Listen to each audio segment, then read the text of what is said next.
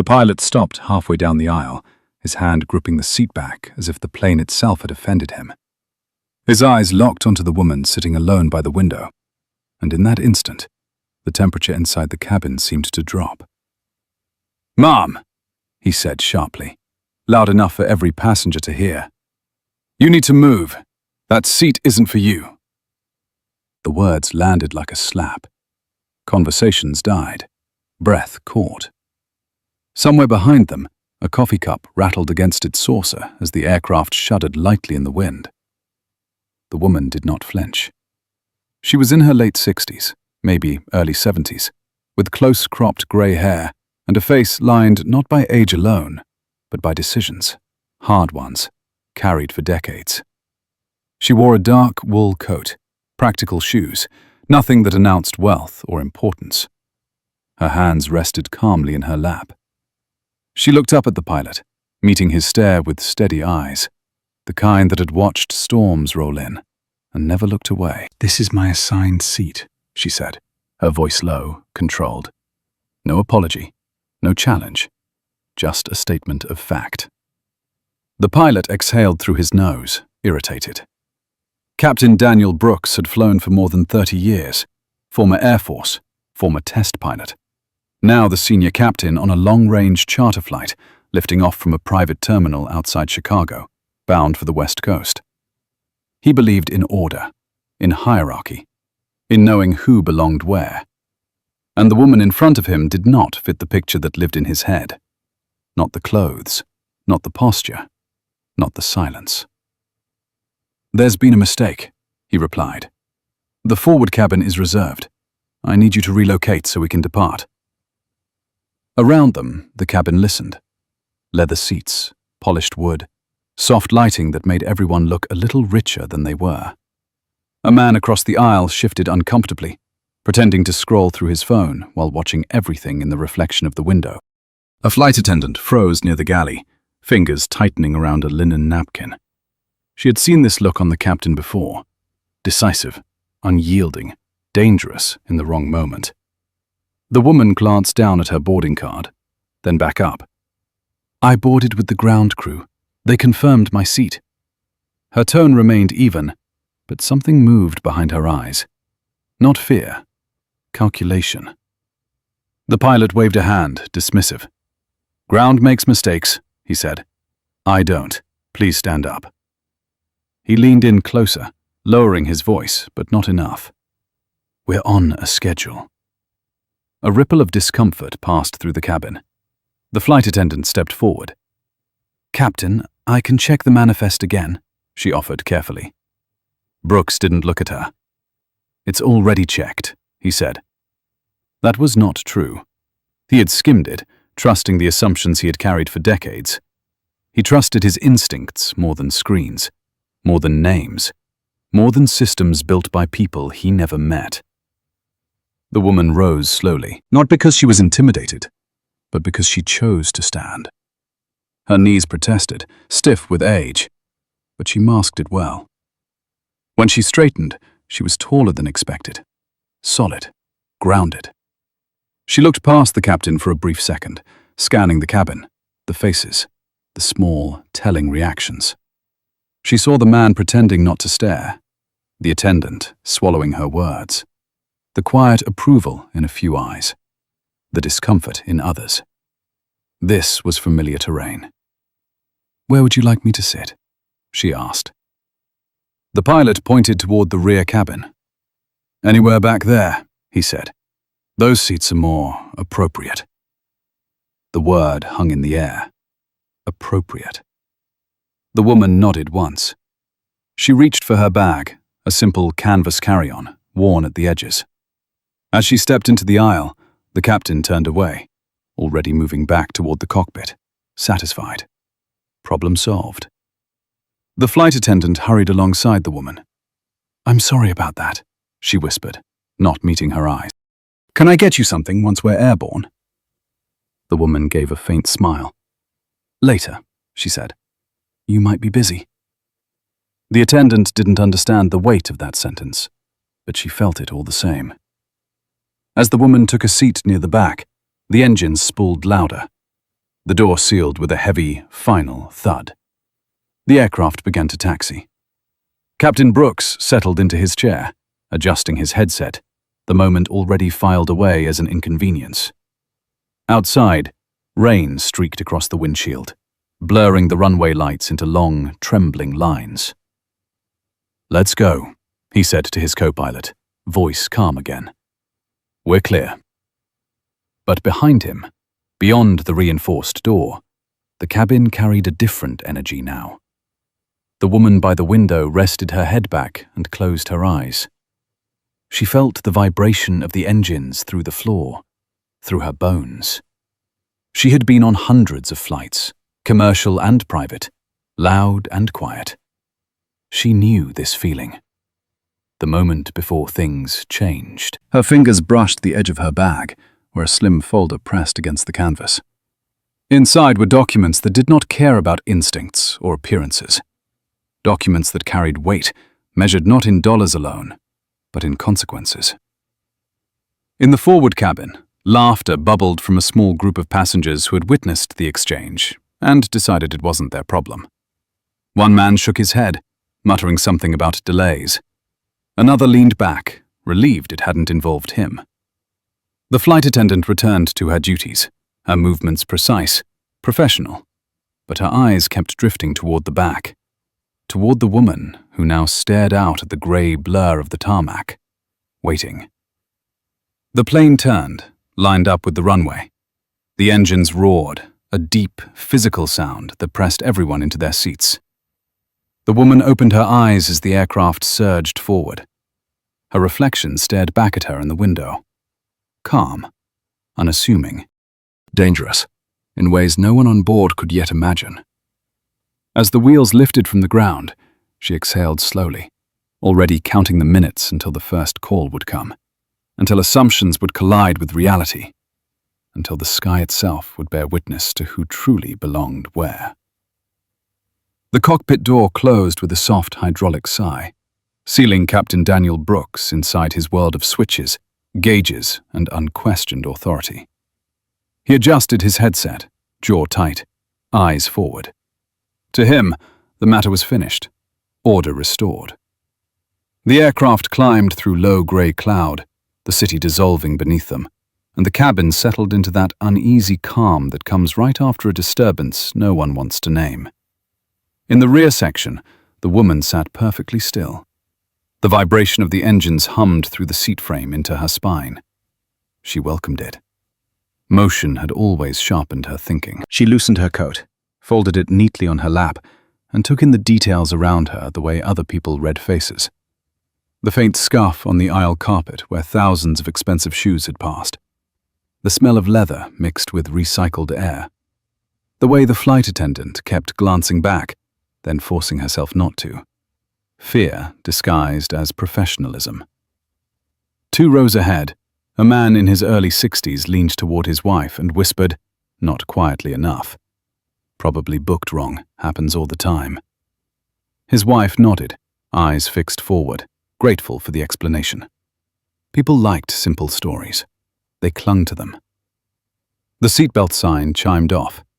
The attendant moved again, cart rolling softly. When she reached the woman's row, she stopped. "Can I get you water or a coffee?" she asked, voice gentle, careful. The woman looked up, studied her face. Young, competent, tired in the way only people in service roles were tired. "Water is fine," she said, "and thank you for asking." The attendant poured with hands that trembled just slightly. When she handed over the glass, the woman's fingers brushed hers. Warm, steady. That steadiness lingered as the attendant walked away. Up front, Brooks was already deep into conversation with his co-pilot, Mark Jensen, a decade younger, eyes sharp, instincts less rigid. "Did you see the manifest update from Ops?" Mark asked, scrolling through his tablet. "They added a name late last night." Brooks waved him off. "Charter adjustments," he said. "Happens all the time." Mark hesitated. "Still, it's flagged." Brooks shot him a look. "We're airborne. If there's an issue, Ops will call.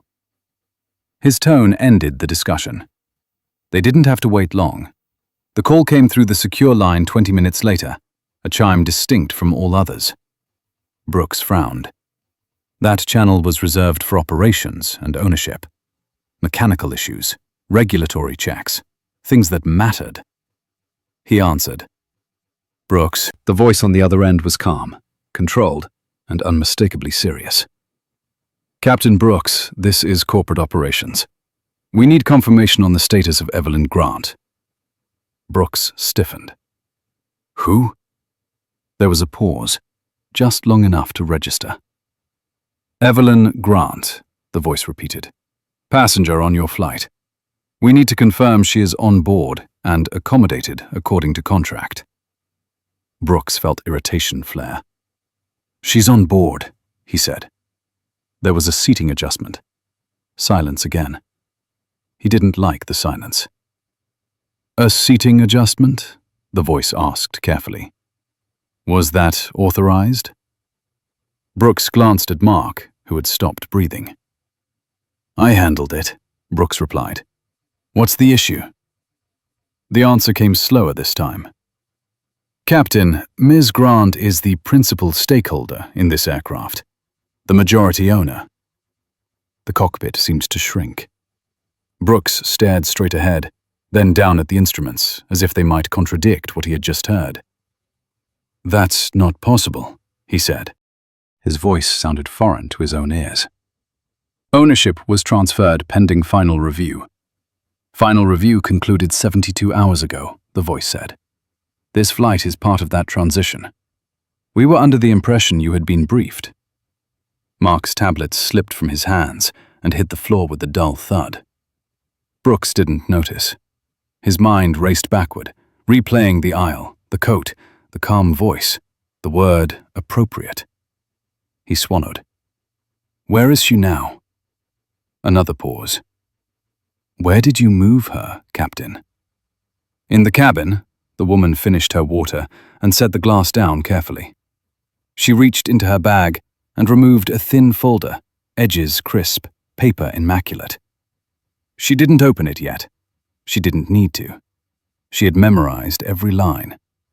Instead, she watched the reflection of the flight attendant pass in the window, saw the way her shoulders were tight now, braced for something unnamed. The woman closed her eyes, listening to the rhythm of the engines, the unspoken tension rippling forward like a current. Brooks stood abruptly, his chair sliding back. You have the controls, he said to Mark, already unbuckling. Sir, Mark began, but Brooks was gone. The cockpit door opened, and he stepped into the aisle with a different posture than before. No authority now, just urgency. He moved quickly, scanning faces, the forward cabin first. Laughter had faded. Conversations died as he passed. He reached the rear section and stopped. The woman looked up as if she had been expecting him. He saw it then. Not triumph, not anger. Recognition. As if the room had finally caught up to her. Ms. Grant, he said. The name tasted strange. May I speak with you? She gestured to the empty seat beside her. He sat, rigid, knees angled away, hands clasped too tightly. There's been a misunderstanding, he began. She waited. He cleared his throat. Operations has informed me of your position. My position hasn't changed, she said quietly. Only your awareness of it. The words cut clean. Brooks nodded, shame creeping up his neck. I acted based on incomplete information, he said. I apologize. She studied him for a long moment. No, she replied. You acted based on assumptions. Information was available. You chose not to use it. He flinched. Around them, the cabin leaned in without leaning. The attendant hovered at the galley entrance, breath shallow. A man pretended to sleep. No one moved. Brooks straightened, the weight of decades pressing down on him. What would you like me to do? He asked. The woman considered the question. This was the moment people expected vengeance. Fire him, humiliate him, reverse the scene. She did none of those things. "I want you to finish the flight," she said. "Safely. By the book. And when we land, I want a full review of how decisions get made on your flight deck." She leaned closer, her voice lowering. "Because today, it wasn't about me. It was about who gets judged before they're known." Brooks nodded once. He stood, slower now, heavier. As he walked back toward the cockpit, the cabin exhaled in fragments. The woman settled back into her seat, eyes returning to the window. Outside, the clouds thinned, sunlight breaking through in sharp white lines. The plane pressed onward, carrying with it a reckoning that had only just begun. The cockpit felt different when Brooks returned. Smaller, quieter. Mark Jensen sat rigid in the right seat, hands steady on the controls, eyes forward but unfocused. He didn't ask what had been said. He didn't need to. He had seen the color drain from the captain's face. He had heard the change in his breathing. Brooks slid into his seat and strapped in with mechanical precision, as if muscle memory could hold together what judgment had fractured. "Autopilot engaged," Mark said after a moment, voice careful. Brooks nodded. He stared through the windshield at the thinning clouds, the sky brightening ahead, and for the first time in decades, he felt exposed in his own cockpit. Not by turbulence, not by weather, by a choice. In the cabin, the energy shifted again, subtle but unmistakable, wordless. The kind of change people felt before they understood it. The flight attendant returned to her station, posture straighter now, movements deliberate. She glanced toward the rear, caught the woman's eye, then looked away, heart pounding. Something had turned. She could feel it in the way the captain walked back without speaking to anyone, in the way his shoulders had lowered, as if gravity had increased. 2 rows ahead of the woman, the man who had whispered earlier leaned back and cleared his throat. He looked around, then forward again, suddenly interested in nothing at all. His wife folded her hands in her lap, lips pressed tight. They had sensed authority in the captain before. Now they sensed uncertainty, and it made them uneasy. The woman by the window did not move. Evelyn Grant rested her head lightly against the seat, eyes open, watching the pale blue sky sharpen as the plane climbed. She had not come looking for conflict. She had not dressed to provoke. The coat, the shoes, the quiet had been choices, yes, but not a test, not a trap. She had lived long enough to know that people revealed themselves without encouragement. All you had to do was give them space. She thought of the boardroom 3 nights ago, the signatures, the silence after the final document slid across the table. Men who had underestimated her then, too, though they never said it out loud. They never had to. She remembered the same look she had seen in Brooks's eyes when realization finally landed. The look of a world rearranging itself against someone's will. The seatbelt sign flickered on briefly as the plane adjusted altitude. A faint bump rippled through the cabin. The flight attendant steadied herself, then moved again, this time toward the forward section. She paused, glanced back once more, then continued. She had decided something. Evelyn saw it in the set of her shoulders. When the attendant reached the cockpit door, she knocked softly. Brooks looked up, surprised. She rarely interrupted unless necessary.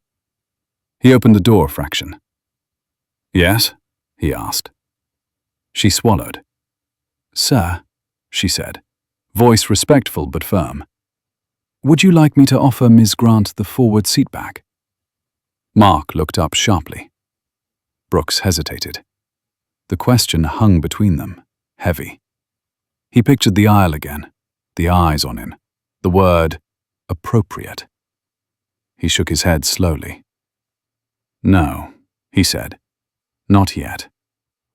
The attendant nodded, though disappointment flickered across her face. "Understood," she said, stepping back. As she turned away, Brooks added quietly, "Thank you for asking." The attendant returned to the cabin, her expression unreadable. She stopped beside Evelyn's row. "Miss Grant," she said softly, bending slightly. "If you need anything at all, please let me know." Evelyn looked up and smiled, just enough to ease the tension. "I will," she said. "You're doing fine." The engines droned on, steady and relentless. Time passed differently now. Every minute carried weight. Brooks went through his checklists with exaggerated care, reading every line, touching every switch, refusing to rely on habit. Mark noticed. He said nothing, but something like respect flickered in his eyes. This was how the captain flew when he was uncertain. This was how he flew when things mattered. An hour into the flight, another call came through operations. Brooks answered without hesitation this time. "Brooks," he said. The voice was the same as before, calm, measured. "We'll need a written account after landing," the voice said. "Standard procedure." Brooks nodded, though the other man couldn't see it. "You'll have it," he replied. "Every detail." There was a pause, then, "Thank you, Captain." The line went dead. In the cabin, Evelyn felt the plane bank gently, sunlight spilling across the aisle in warm bands. She adjusted her position, joints stiffening slightly, and let out a slow breath. This was the part people never saw. The waiting, the restraint. Power, real power, was rarely loud. It required patience. It required letting others finish the story they were telling about themselves. Across the aisle, a man finally leaned over. "Excuse me," he said, awkward, forced smile stretched too thin. "Can I ask, do you work with the company?" Evelyn turned to him, expression neutral. "I do," she said. The man nodded, relief flooding his face at the answer he thought he understood. "Ah," he said, "that explains it." He leaned back, satisfied. Evelyn looked out the window again. It explained nothing, and everything. As the hours passed, the cabin settled into a fragile peace. Drinks were served, meals were eaten. Conversation returned, cautious and subdued. Brooks flew the plane with flawless precision, but the confidence that once filled his movements was tempered now by awareness. Every decision felt heavier, every assumption questioned. It exhausted him in a way no long flight ever had. Near the rear window, Evelyn closed her eyes for a moment, letting the hum of the engines wash over her. She wasn't finished. Not with Brooks, not with this company. But she understood timing. She understood consequences unfolded best when they were earned, not rushed. When they landed, there would be meetings, reports, quiet changes that rippled outward, unseen but permanent. For now, the aircraft cut smoothly through the sky, carrying with it a truth that had already shifted the balance of power on board. The reckoning was no longer hypothetical. It was in motion, and everyone, whether they knew it or not, was flying straight toward it. The cabin lights dimmed a fraction as the flight crossed into a new airspace, the soft chime almost lost beneath the engines. For most passengers, it was nothing. For Captain Brooks, it sounded like a marker. Another line crossed, another chance to get this wrong. Mark Jensen broke the silence first. "Fuel burn is within margin," he said, steady, professional. Brooks acknowledged with a nod, eyes never leaving the instruments. He had flown this route more times than he could count, but today every mile felt inspected, not by regulators, by conscience. He thought of his father, a machinist who taught him that a checklist was a promise. Skip a step and you were lying to the machine, to the people inside it. In the cabin, the attendant, Rachel, moved with a different purpose now. She checked on passengers, but her attention kept circling back to Evelyn Grant like a compass needle. She had replayed the scene at the aisle again and again. The captain's tone. The word appropriate. Rachel had swallowed her instinct then. She would not do it again. She approached Evelyn's row, lowered her voice. "Miss Grant," she said, "we'll be serving lunch shortly. I can bring it here, or if you prefer more space." She let the sentence hang. Evelyn considered her, seeing the quiet resolve behind the politeness. "Here is fine," she said. "Thank you for asking." Rachel smiled, genuine this time, and moved on. 2 seats up, Linda Whitman noticed. She had noticed everything since the exchange.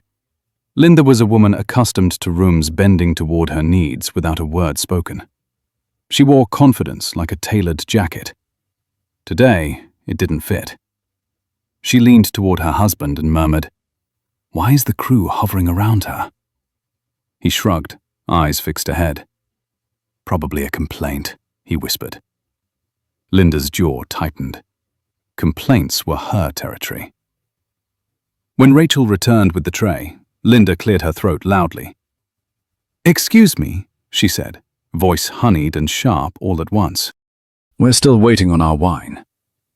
Rachel turned, smile professional. "Of course, Ms. Whitman. I'll be right back."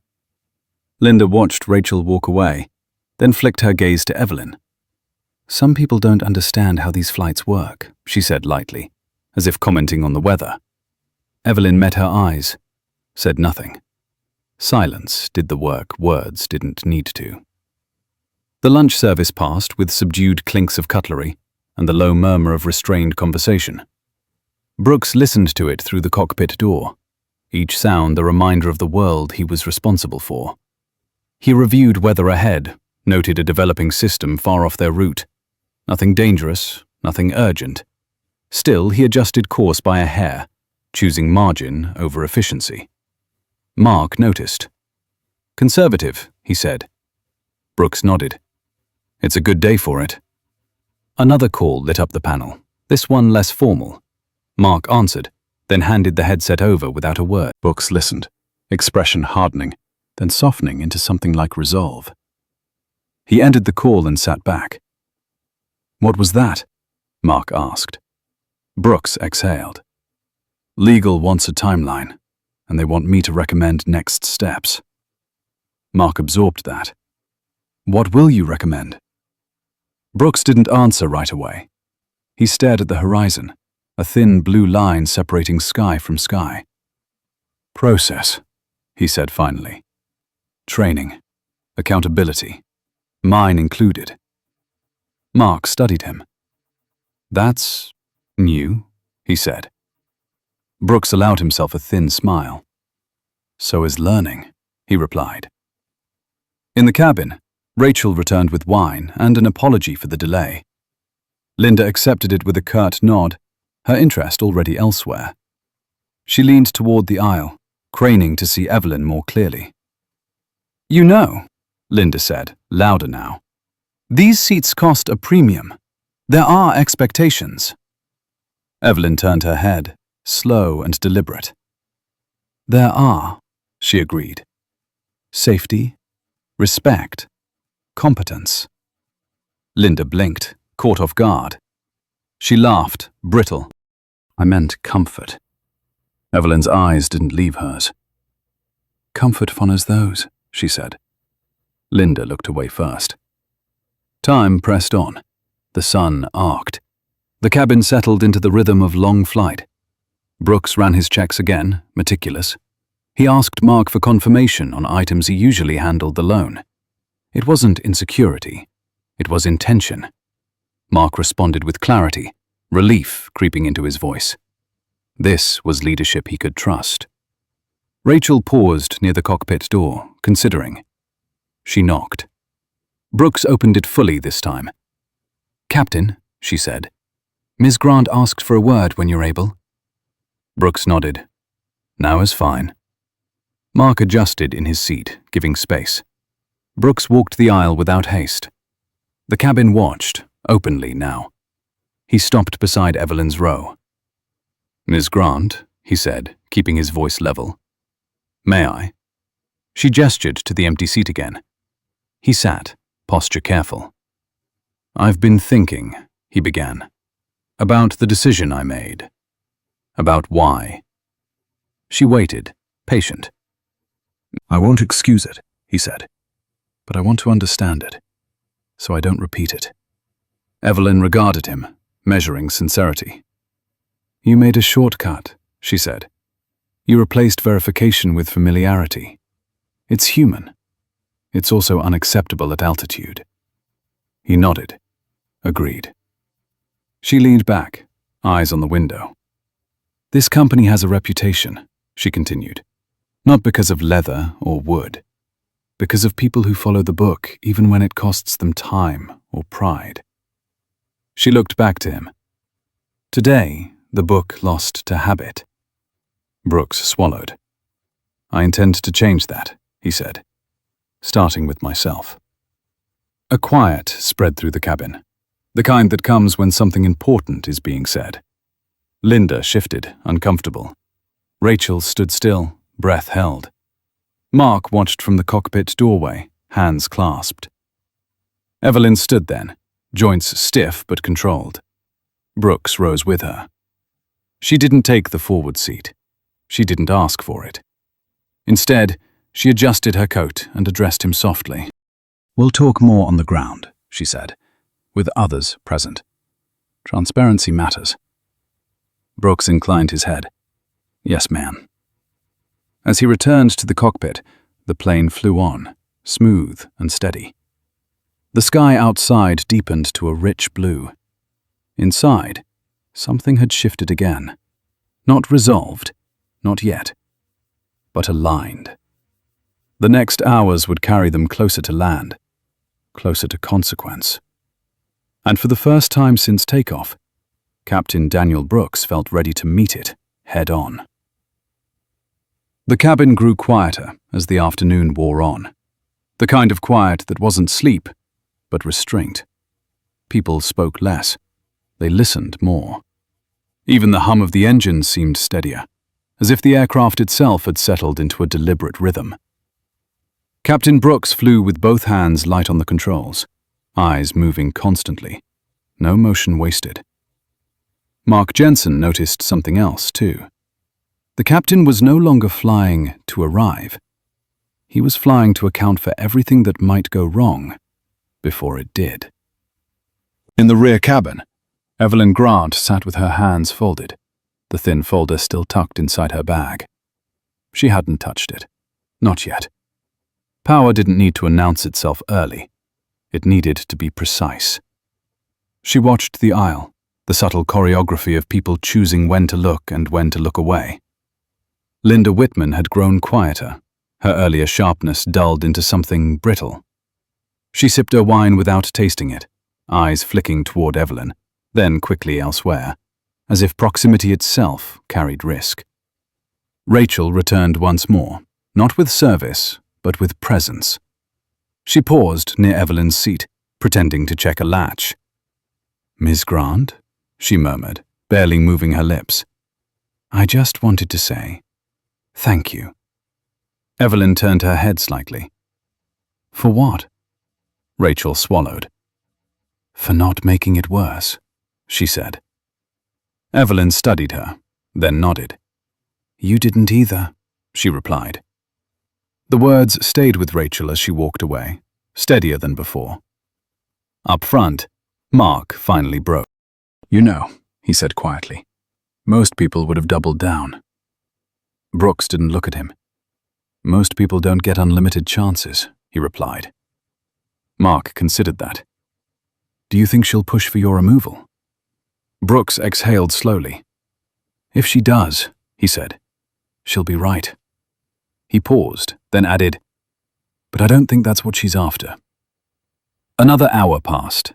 Sunlight faded into a softer gold, stretching long shadows across the cabin walls. The aircraft entered smoother air, and the ride became almost serene. That serenity, however, was fragile. Everyone felt it. A glass surface over deep water. The intercom chimed softly. Brooks cleared his throat. "Ladies and gentlemen," he said, voice even. "This is your captain. We're making excellent time. Conditions ahead are clear. If you need anything, our crew is here for you." It was a standard announcement, but the way he said it, slower, deliberate, carried something else. Responsibility. Ownership of more than just altitude and speed. Evelyn closed her eyes briefly at the sound of his voice. She wasn't listening to the words. She was listening to the tone. It mattered. Across the aisle, the man who had spoken to her earlier shifted again. He leaned closer this time, voice hesitant. "Ms. Grant," he said, "I hope I didn't offend you before." Evelyn opened her eyes, looked at him fully now.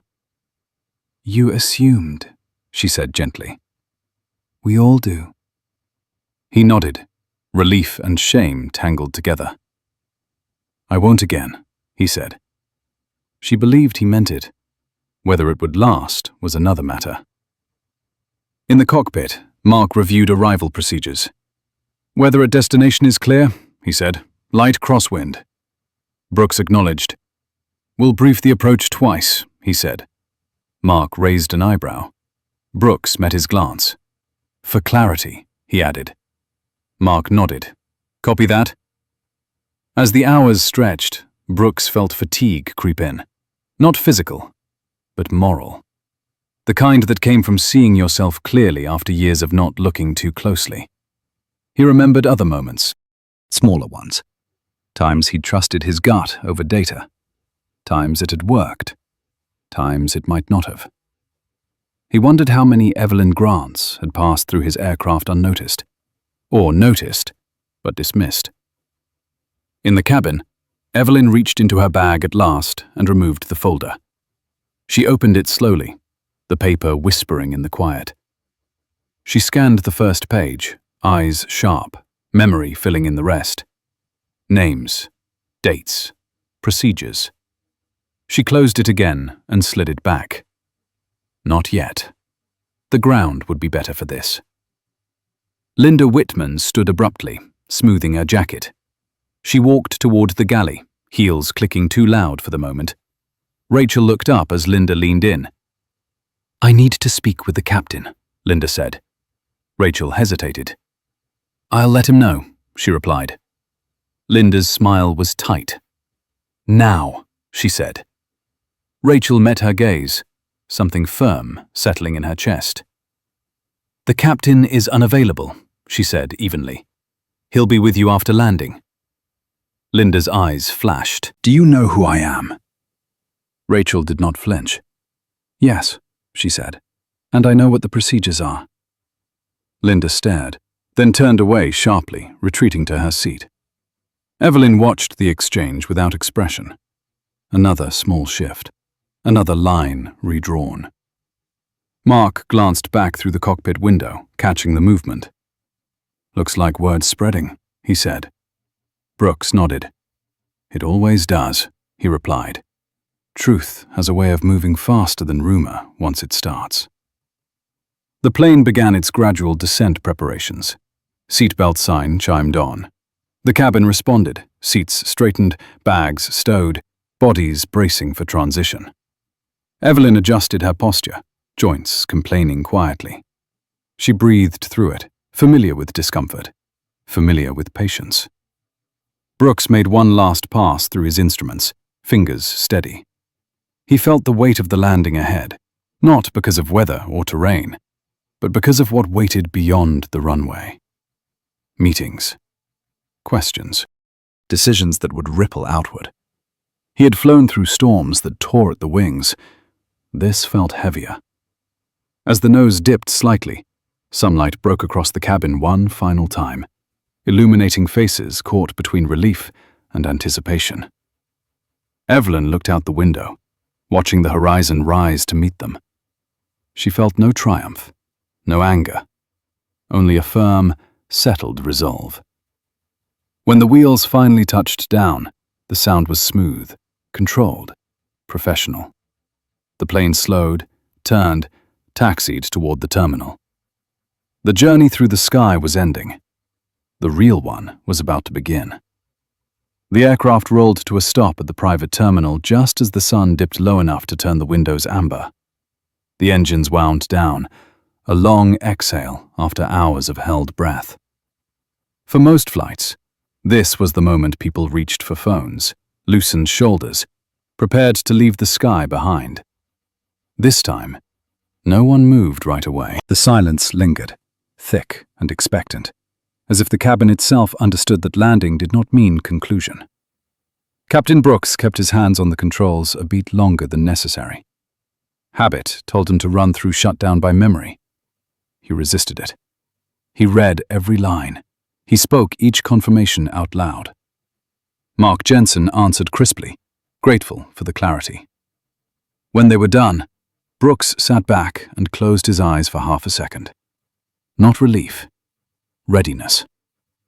The door opened. Cool air slid into the cabin, carrying the faint smell of rain and asphalt. Outside, a small group waited near the stairs. 2 people from operations, 1 from legal. No raised voices, no spectacle, just presence. The kind that meant things would be handled properly and thoroughly, whether anyone liked it or not. Rachel stood near the galley, watching Evelyn Grant rise from her seat. Age showed now in the careful way she straightened, in the slight pause before she stepped into the aisle. All right did not erase time. It lived alongside it. Evelyn adjusted her coat and met Rachel's eyes. "Thank you," she said simply. Rachel nodded, throat tight, unable to trust her voice. As Evelyn moved forward, the cabin parted without anyone asking. Linda Whitman remained seated, hands clenched around the armrests, gaze fixed straight ahead. She did not look at Evelyn. She did not look at anyone. The man across the aisle shifted, then stood, giving Evelyn space. "Safe travels," he said quietly, not knowing what else to say. Evelyn inclined her head. It was enough. Captain Brooks stepped out of the cockpit as Evelyn reached the front. For a brief moment, they stood facing each other in the narrow aisle. Not adversaries, not allies. 2 professionals, acknowledging the weight of what had happened between them. Brooks spoke first. "Ms. Grant," he said, voice steady. "I'll be available to answer any questions you have." Evelyn studied him, then nodded. "I expect you will," she replied. No threat, no promise, just inevitability. They exited together. On the tarmac, the sounds were sharper. Footsteps, distant engines, the quiet murmur of people who knew how to keep their voices low when consequences were in motion. A woman from legal approached Evelyn, handing her a tablet. "We've prepared an initial outline," she said. Evelyn glanced at it, then passed it back. "Later," she said. "Let everyone arrive first." She turned to Brooks. "You'll provide your account," she said. He nodded. "In writing," she added. "And in person." Again, he nodded. The exchange was clean, professional, final in its own way. Mark Jensen watched from the top of the stairs, heart pounding. He had never seen accountability handled like this. No shouting, no public humiliation, just gravity. He realized, with a start, that this was what leadership looked like when it wasn't afraid of itself. Linda finally disembarked, her heels clicking sharply against the metal steps. She scanned the scene, searching for something familiar to latch onto. Status. Deference. She found neither. When her eyes met Evelyn's, she looked away immediately, color rising in her cheeks. She hurried toward a waiting car without a word. Evelyn remained on the tarmac for a moment longer, watching the aircraft that now bore her name in a way few could see. She placed a hand briefly against the fuselage, feeling the residual warmth, the hum fading into stillness. Machines were honest. People took more work. She turned to the gathered staff. "We'll convene tomorrow morning," she said. "Full attendance. I want flight crew, operations, training, and human factors in the same room." The operations manager nodded, already making notes. "We'll have everything ready." Evelyn met his eyes. "I don't want theatre," she said. I want clarity. He nodded again, sharper this time. Captain Brooks stood slightly apart now, hands folded behind his back, posture military. He waited. Evelyn approached him last. "Captain," she said, lowering her voice. "You flew a safe landing." He met her gaze. "Thank you," he said. She held the silence a beat longer. "That matters," she added. He swallowed. "I understand." As Evelyn walked toward her car, Rachel watched from the doorway, emotions colliding in her chest. She had boarded this flight expecting another long day of polite invisibility. She was leaving it, having witnessed something rarer. Justice without cruelty. Correction without destruction. It made her stand a little straighter. The cars pulled away. The tarmac emptied. The aircraft sat quiet under the fading light, its journey complete, its reckoning only beginning. Brooks remained where he was, staring at the ground, replaying every moment from the aisle to the cockpit, to the call that changed everything. He felt stripped, but not defeated. Exposed, but not erased. He understood now that the most dangerous errors were not mechanical. They were human. And humans could change, if they chose to see themselves clearly. As the terminal doors closed and the sounds of the airport resumed their ordinary rhythm, one truth settled over everyone who had been part of the flight. The sky had not judged them. It had merely held them long enough for judgment to find its way home.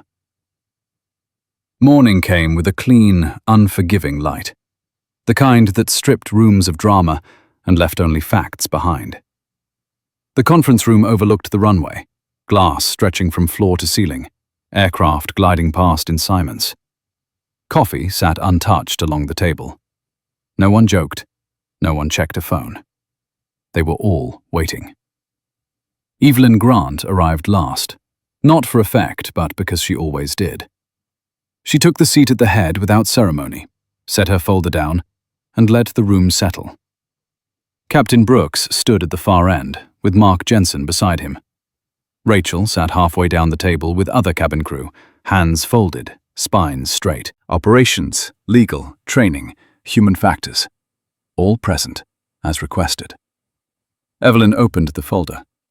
Paper slid softly against paper. "This isn't a trial," she said.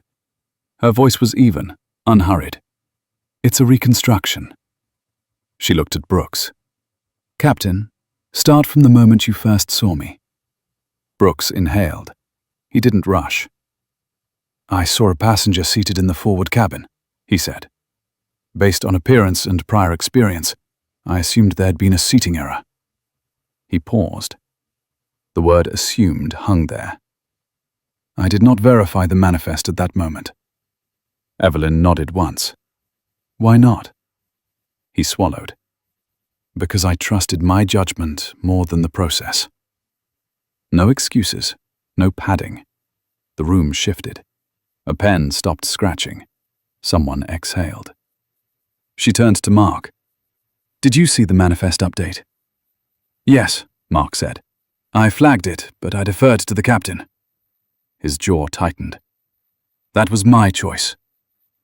Evelyn made a note. "Thank you." She turned to Rachel. "What did you observe?" Rachel felt her pulse spike, then steady. "I saw a passenger being asked to move without verification," she said. "I wanted to intervene." "I didn't." Her voice caught, then held. "I chose hierarchy over procedure." Evelyn looked around the table. 3 decisions, she said, each understandable. Together, unacceptable. She closed the folder. This is not about intent, it's about exposure. Any one of those choices could have compromised safety if circumstances had been different. She stood and walked to the window, hands clasped behind her back. A jet rolled by below, engines quiet. "Bias is not just a moral issue," she said without turning. "It's an operational risk. When assumptions replace verification, errors compound. She faced them again. Here's what will happen. The words were calm, final. Captain Brooks will be grounded pending retraining in human factors and decision-making under uncertainty. Mark Jensen will lead the review of cockpit communication protocols. Cabin crew will receive explicit authority to halt boarding or seating changes until manifests are verified. And this company will stop confusing comfort with competence. No gasps, no protests. Brooks nodded, accepting the weight. Mark straightened, already planning. Rachel felt something unclench in her chest. Evelyn gathered her folder. "This ends here," she said. "But the work starts now." She paused, eyes meeting each of theirs. "The sky doesn't care who you think belongs where. It only cares whether you're prepared." She left the room as quietly as she had entered. Outside, planes continued their steady ballet, indifferent and exacting. Inside, the room remained still for a moment longer. Then chairs shifted, pens moved, and the slow, serious work of change began. The review did not end in that room. It spread outward in measured waves, touching departments that had never spoken to one another before. Training schedules were rewritten, briefings grew longer, checklists expanded, not with more steps, but with sharper language. Words like verify replaced assume, confirm replaced feel. In hangars and offices, people began to notice the difference almost immediately. Captain Brooks spent his first week grounded in a simulator bay that smelled faintly of plastic and old coffee. No windows, no runway, just screens and silence. An instructor, half his age, sat beside him, not unkind, not deferential. "Run it again," she said when Brooks hesitated over a call-out. He did. Again. And again. Each time she stopped him at the same moment. "Why didn't you check?" she asked, every time. Brooks answered differently each time, until finally he stopped defending and started listening. Mark Jensen moved through his new role with a seriousness that surprised even him. He sat in on crew briefings, watched how junior pilots swallowed objections, how habits formed around personalities instead of protocols. He began asking questions no one had asked him when he was coming up. "What if the captain is wrong?" he would say calmly. The room would stiffen. Then, slowly, it would relax, because the question had finally been allowed. Rachel found her authority tested in quieter ways. A boarding delay here, a seating dispute there. Each time she stopped the process, requested verification, waited for confirmation. Some passengers bristled, some rolled their eyes, a few complained. Rachel held her ground. She remembered Evelyn's voice, calm, certain. She discovered something unexpected. When she spoke with clarity, people listened, not because she raised her voice, because she didn't need to. Evelyn Grant watched all of this from a distance. She did not insert herself into daily operations. She read reports. She listened more than she spoke. When she did speak, it was precise. She declined interviews. She cancelled a press release that legal had drafted without asking. "This isn't a story," she said. "It's a correction." The word mattered to her. Weeks later, Brooks returned to the flight deck for a supervised flight. His hands were steady, but his mind was different now. Louder, more cautious. Every assumption was questioned before it took shape. Mark sat beside him, not as a subordinate, but as a partner. When a discrepancy appeared between ground notes and the onboard system, Brooks didn't wave it off. He stopped.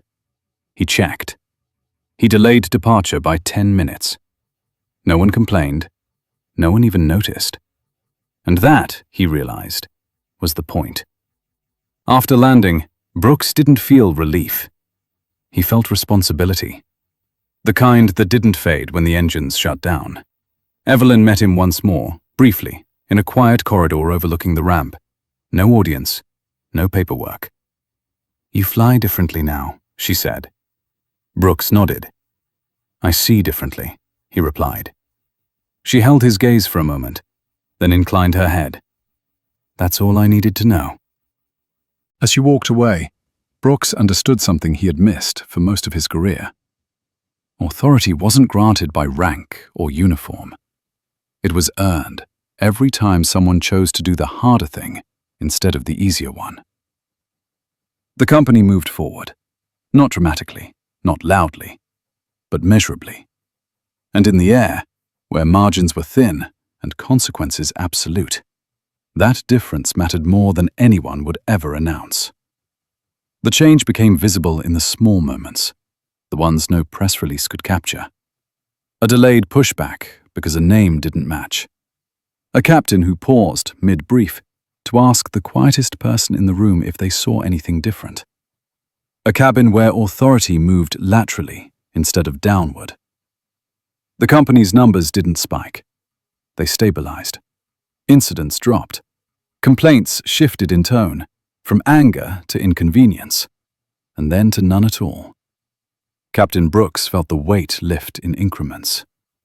He slept better. He stopped replaying the aisle in his head and started replaying checklists, conversations, choices.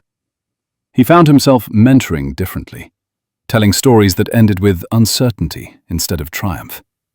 Younger pilots listened. Some bristled. Most leaned in.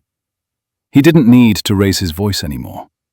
He had learned what happened when certainty outran verification, and he had paid for that lesson in public silence.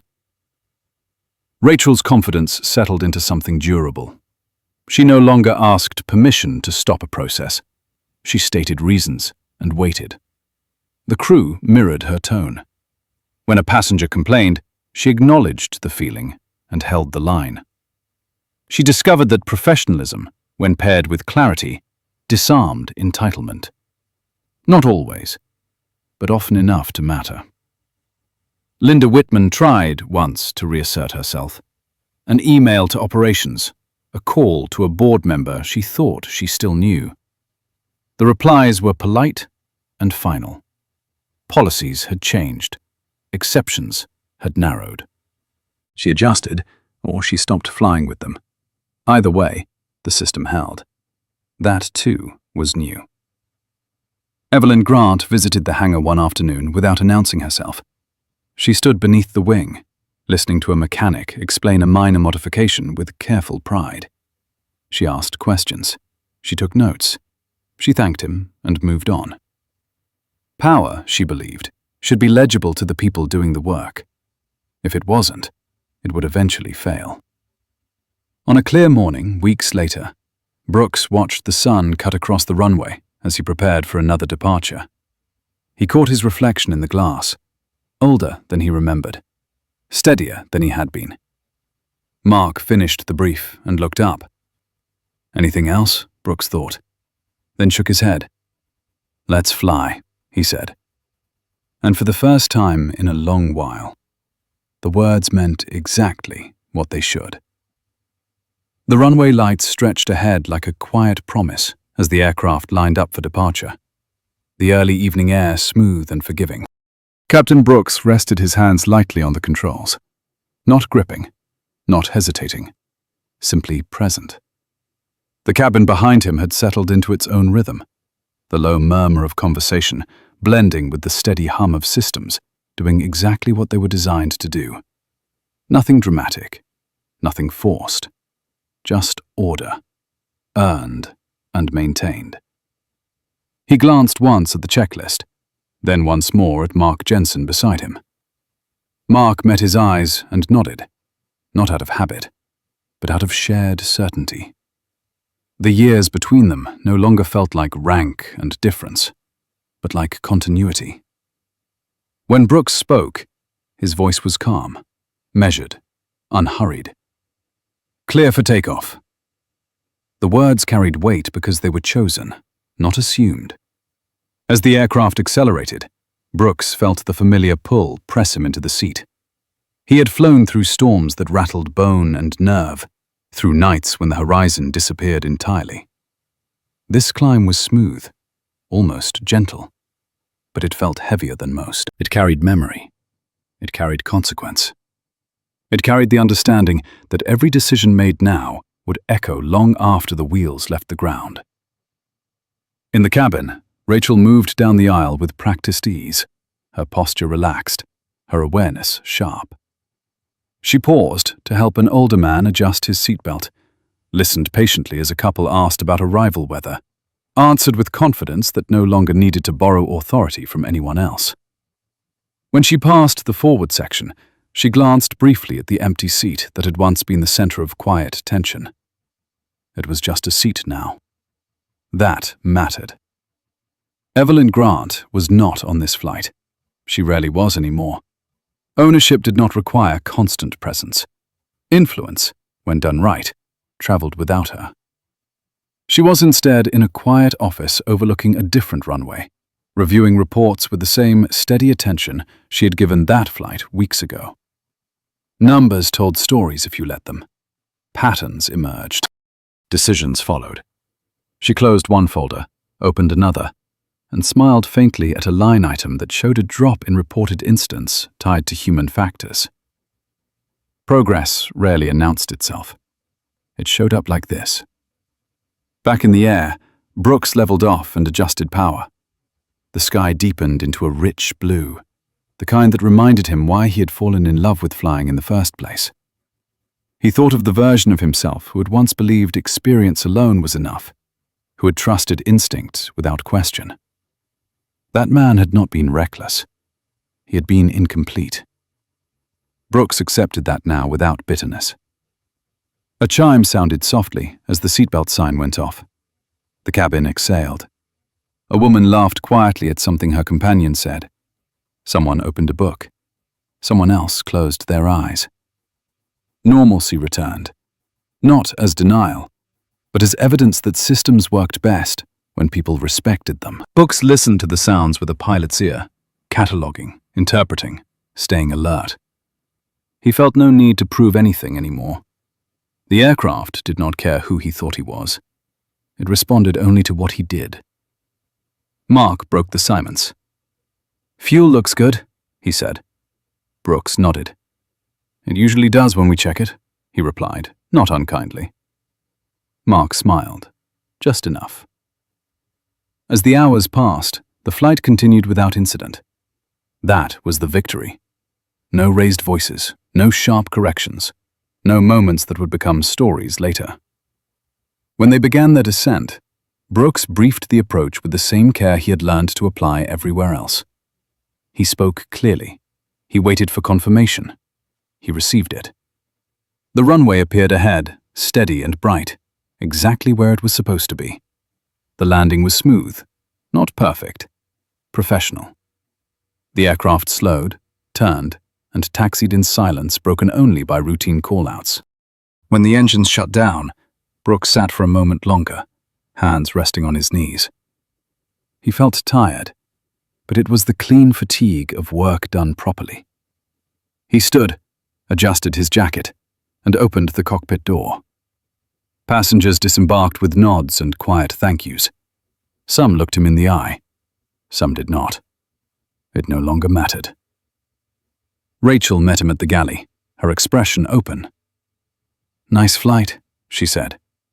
Brooks smiled. "You ran a good cabin," he replied. They both knew what those words meant now. Outside, the terminal lights glowed against the darkening sky. Another flight complete. Another set of lives carried safely from one place to another. Brooks watched the last passenger leave and felt a sense of alignment settle in his chest. Not pride, responsibility. The kind that did not ask for recognition. Somewhere beyond the glass, planes lifted and landed in endless sequence, each one a testament to systems built on trust, discipline, and the willingness to correct course when needed.